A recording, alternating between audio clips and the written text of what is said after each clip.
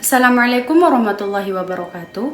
Perkenalkan, nama saya Afriani Widyastuti dengan NIM 2113001, Prodi D3 Sekretari. Baik, di sini saya akan membuat video mengenai tugas mata kuliah Manajemen Perbankan. Saya akan membahas tentang kasus kredit macet. Nah, sesuai dengan yang kita ketahui, di dunia perbankan syariah ada beberapa macam kasus. Salah satunya mengenai kasus kredit macet. Kali ini saya akan membahas sebuah kasus, yaitu pihak nasabah Sugiharto Wijaya dengan pihak Bank Syariah. Bank Syariah dalam menjalankan operasionalnya itu harus sesuai dengan syariah atau sesuai dengan prinsip-prinsip syariah.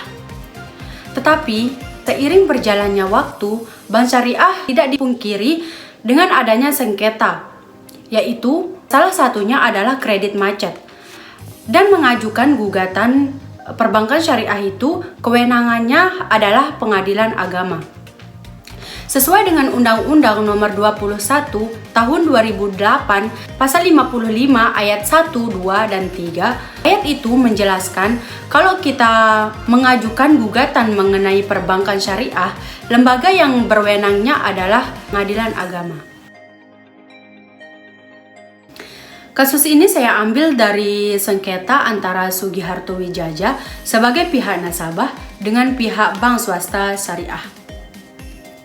Pada tahun 2011, Sugiharto membeli lahan dan bangunan dengan harga 20 miliar.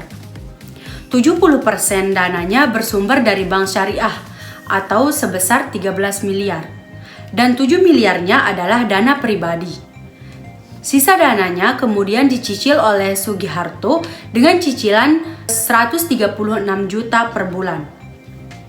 Dana yang sudah diberikan senilai 1,3 miliar, namun cicilan tersebut mengalami kemacetan dan tidak dibayarkan hingga beberapa waktu. Hingga akhirnya Bank Syariah tersebut mengajukan gugatan kepada Pengadilan Negeri Bandung, yang dimana terdaftar di dalam nomor 12 garing perdata garing eksekusi garing 2018 garing Pengadilan Negeri Bandung secara per step atau putusan tidak dihadiri tergugat, dalam hal ini Sugiharto. Gugatan ini dimenangkan oleh pihak bank dan menjual tanahnya di pihak lain.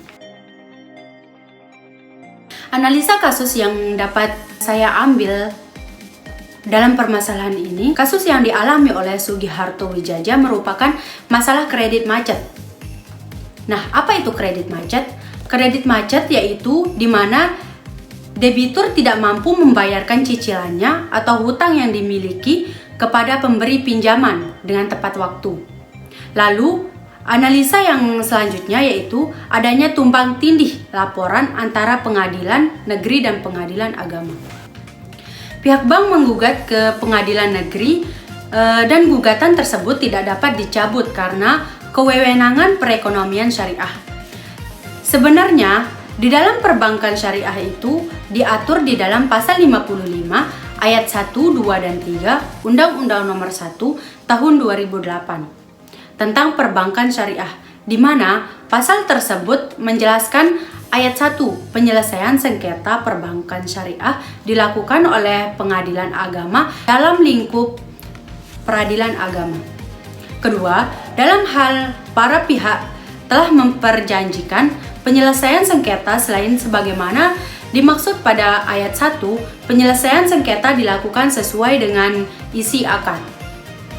Ketiga, penyelesaian sengketa sebagaimana dimaksud pada ayat 2 tidak boleh bertentangan dengan prinsip syariah. Nah, terus prinsip syariah itu apa saja sih? Yang pertama, prinsip syariah itu maisir. Maisir itu bahasa kasarnya perjudian. Yang kedua, goror.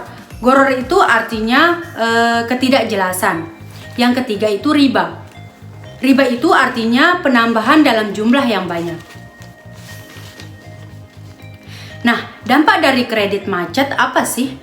Dampak dari kredit macet itu ada beberapa macam. Yang pertama, perkembangan layanan keuangan menurun. Yang kedua, ekonomi negara terancam. Dan yang terakhir, debitur dapat mengalami kesulitan pengajuan kredit lagi.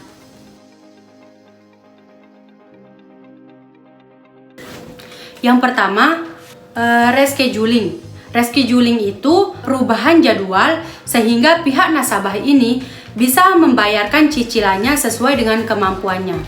Yang kedua, reconditioning, yaitu mengubah syarat dan ketentuan yang mampu meringankan kreditnya. Dan yang ketiga, restructuring, yaitu mengubah suku bunga atau memotong denda dan juga menambah waktu asuransi.